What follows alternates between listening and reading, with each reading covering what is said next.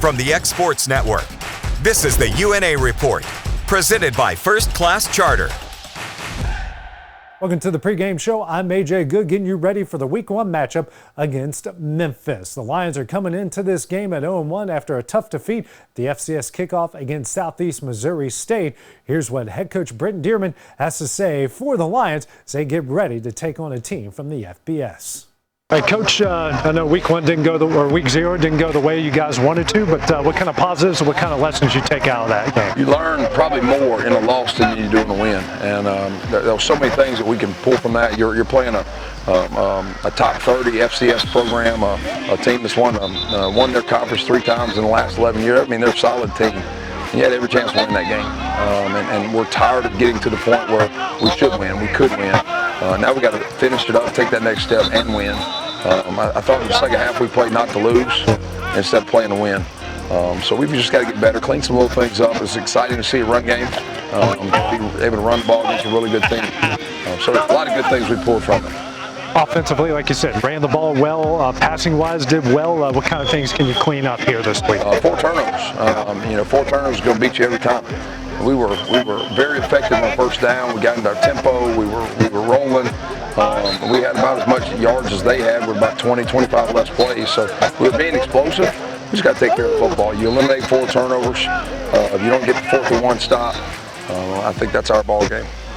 Memphis, tough team, won 10 games a year ago, and you guys know it's going to be a tall task here coming up on Saturday night. Absolutely, Memphis is extremely tough. Memphis, some of Memphis' staff is still there from Mike Norvell's staff, who's at Florida State now, so I'm sure they're going to share some information.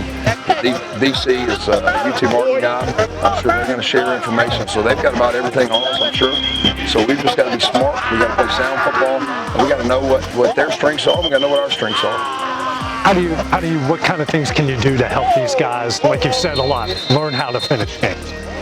We've got to put them in situations every day that are hard. Winning is hard. College football, winning is hard. So we probably had one of our hardest practices of the year today and yesterday. We really got after it, and it was exciting to see our guys show up and play the way that they did these last 2 days. But you've got to have adversity and overcome adversity in practice. Now let's head on over to the other side of the football field to hear what Memphis has to say going into week number 1. Memphis has one of the most talented rosters in all of the group of 5, and they're hoping for big things in 2024. I like the depth. I really do. I go back and I look at, and someone had mentioned this to me a couple weeks ago, in 2018, that team actually had 19 NFL guys on that roster. Probably the most talented roster. And look, we're going to recruit our tails off. We're going to do really well. That's probably the most talented roster in maybe Memphis history. 19 NFL guys on 2, and 19 finished 8-6. We got a lot of talent here, and we have higher expectations for what we need to do. The Tigers are one of the preseason favorites to win the American Conference and possibly make it to the playoff, but they're not looking ahead just yet. Without sounding like coach speak, every season's important, right? I mean, I don't think there's ever a head coach that says, well, last year wasn't as important. I mean, they're all, unfortunately or fortunately, I live every day like it's the ultimate last day. Like, man, we've got to maximize this day. And I pour that into our players as well. And so I don't want them to sit there and stress about the expectations on the outside. And you guys have heard me say, and I mentioned it a couple weeks ago, is, for me, Devin, like, the expectations on the outside are great. That means people are talking about Memphis football. And as you guys know, 14 years ago, they weren't talking about Memphis football. Not one bit. It was, what a downtrodden program it had become. And to hear national pundits and people talk about the program and where it's at and the expectations, that's a great thing. With a lot of returners and experience on both sides, getting their talent the right amount of snaps will be difficult, but this coaching staff is preaching patience.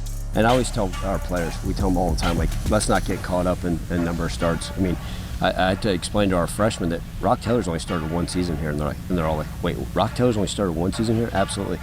Joe Skates, who has a good chance to make the Jacksonville Jaguars, averaged 1.9 catches a game here. Started, I think, 4 games last year. Antonio Gibson started 5 games here, was a 3rd-round draft pick. So I don't get caught up into the starts, right? Ultimately, when you go on the field, if you get 5 touches, make them all great. It's no different than practice. The Tigers' Week 1 opponent in UNA will be no cakewalk, and they know they can't take this day off. They played Florida State last season. We're actually up at Florida State in Tallahassee 13-0 midway through the second quarter. So they've played, quote-unquote, major Division I programs and have held their own. They actually played pretty damn hard in that game, and we expect we're going to get their absolute best. Last week they averaged 6 yards a carry versus SEMO. They've got a preseason All-American wide receiver that's actually in his 7th year. They've got an All-American returner that transferred into their system. They also have returned 15 of 22 starters. So you sit there and talk about, it's just an FCS. No, they're going to bring everything they got. The Lions already have a game under their belt and already a chance to work out the kinks. We always talk about week 1 in college football. You just go back to those week 0 games and see a lot of the blunders. A lot of teams that could have given away games, teams that were highly favored that came a lot closer, upsets, all those things, ball security, penalties. Those are concerns always going into week 1, and now we're facing a team that's already played a game. So they've already had their quote-unquote dress rehearsal and know what it's like to play full speed. You can practice, you can do all those things, but there's nothing like the live bullets flying in a full game. So we're going to have to bring our A game. Memphis will need to get the basics down to bring home a win in week 1. They can't overlook the team in front of them. We got to go to work, and they understand that. I put up the Florida State score. They were up 13-0 midway through the quarter on an undefeated Florida State team last year. If we don't show up, we're going to be in for a rude awakening. And again, part of that's the first game. We got to be able to take care of the football. We got to be able to block well, tackle well. Coming up next, we have a pair of features on a couple of local guys in Rush Lansdell and Kobe Warden.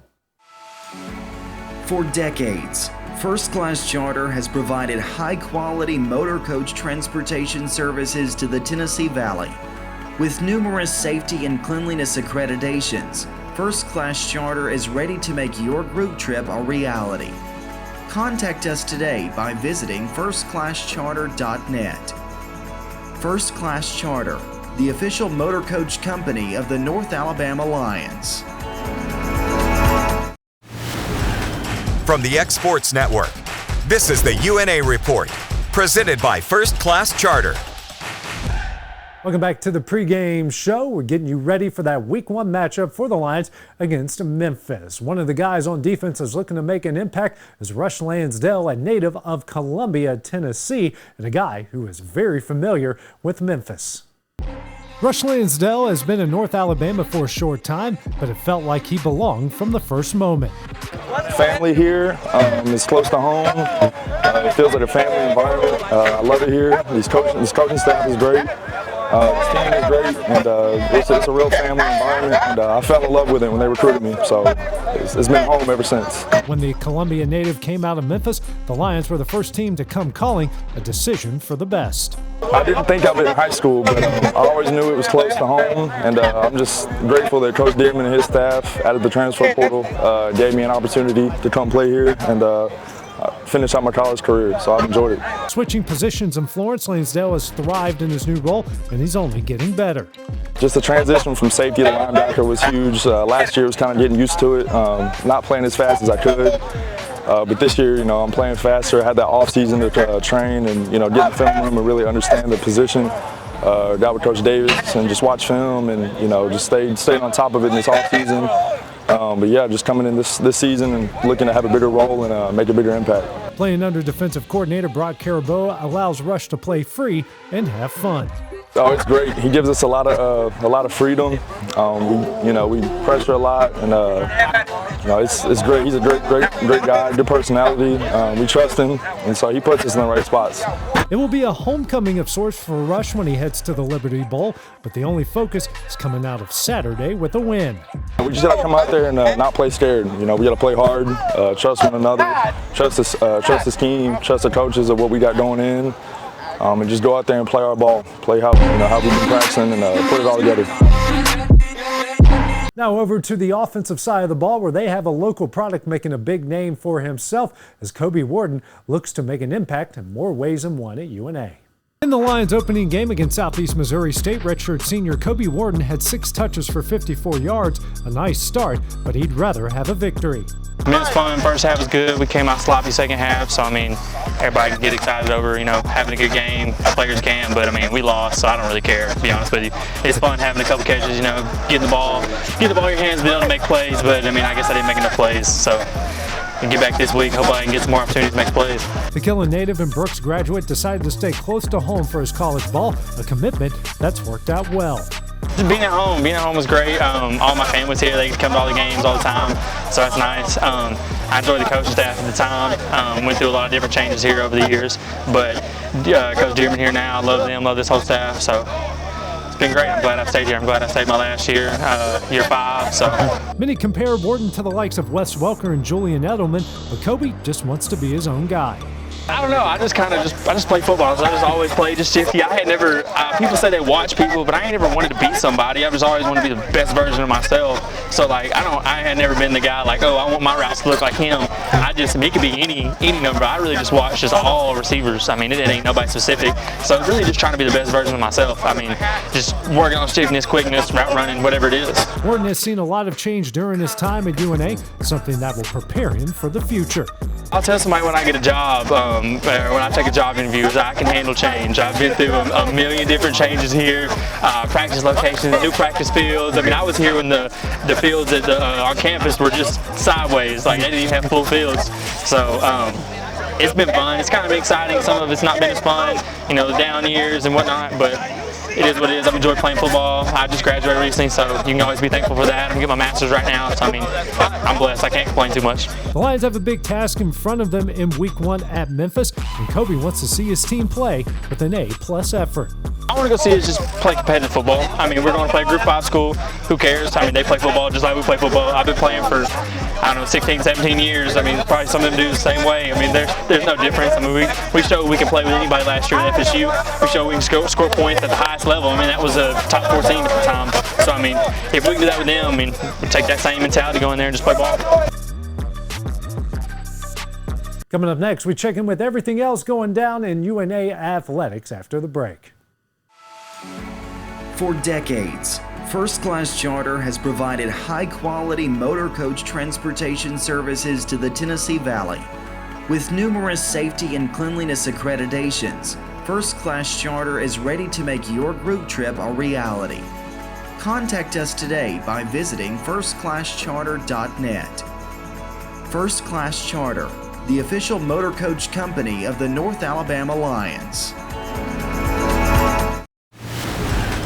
From the X Sports Network, this is the UNA Report, presented by First Class Charter. Welcome back to the pregame show. It's been a very busy week for UNA athletics. Let's check out everything that's been going down. The Lions soccer team met up with Middle Tennessee State on Thursday here in the first half. Down 1-0, Molly Parham's going to find the back of the net, tying the game up at 1. Moving ahead now to the second half. Off the corner kick, the loose ball is going to find Anna Figueroa. She finds the back of the net, and the Lions would go on the win from there, taking this one 2-1. Up next for UNA, they'll hit the road to Southern Illinois on Thursday. The Lion volleyball team dropped its first 2 games of 2024 at Auburn, first to the Tigers 3-0, later in the day to Wofford 3-2. Up next, they'll face Georgia Southern this morning at 10:30. That does it for the pregame show. Kickoff is just around the corner. Don't forget to check out our postgame report coming up later tonight.